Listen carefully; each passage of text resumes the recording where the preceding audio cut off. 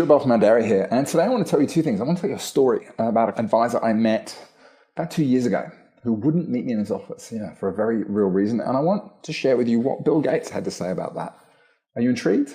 Watch on, and I'll give you the lowdown.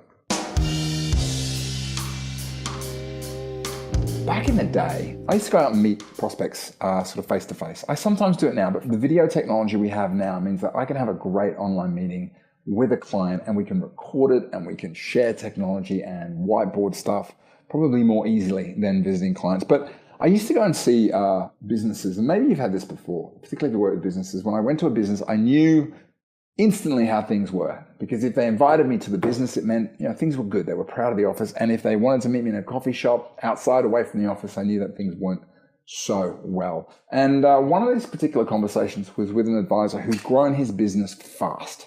He'd gone out there and identified he wanted to bring in a bunch of books, acquire. He brought in people, he'd hired quickly, and he was miserable. He was miserable because everyone was doing their own thing. He had people coming in and out, leaving left, right, and center, and he just felt like things were out of control. The truth is, every time you hire an additional person, the more people on top of that, you increase the avenues of communication by a first multiples of 10, then 100, and then it just gets out of control. When you add in email and social media and Slack channels and all the rest of it, trust me, it can get out of control very quickly. We've just been through a process of refining our tech in our business, so I know how important it is to refine as well as add. But I always think about this, and when I do, I kind of channel Bill Gates. And he once said very clearly, when you add people to an inefficient process, it makes the problem worse. In other words, the advice is, before you start adding in many members of team, you need to systematize. You need to sit down and work out, how do I want it done? Most businesses have between 9 to 14 core systems in their business. I mean groups of processes, a client conversion system, a lead generation system, an advice delivery system, an ongoing service system, a systems and data integrity system, a document production system.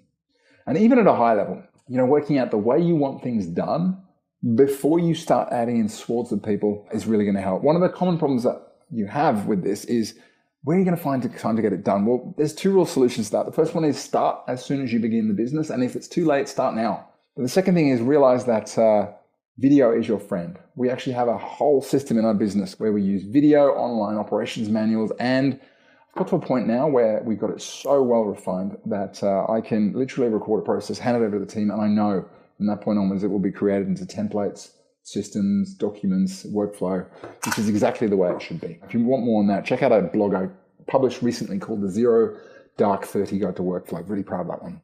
Anyway, I hope they found this useful. If you've got a staffing problem and you've got a lack of systems, one of the easy ways to get around it is kind of fast track it. Go and find somebody or a business that already has part of the solution. If this sounds like you, give me a call, drop me an email, and I'm happy to share with you what we have and what we don't have, and then you can make a call as to whether or not you need help or you're good as you are. Alternatively, if you've had this experience, I'm always keen to sort of share stories about, if you had it, how you solved it. Feel free to drop me a line. I'd love to hear that too. But in the meantime, hope this is useful. Have a great week, and I will speak to you soon. Take care.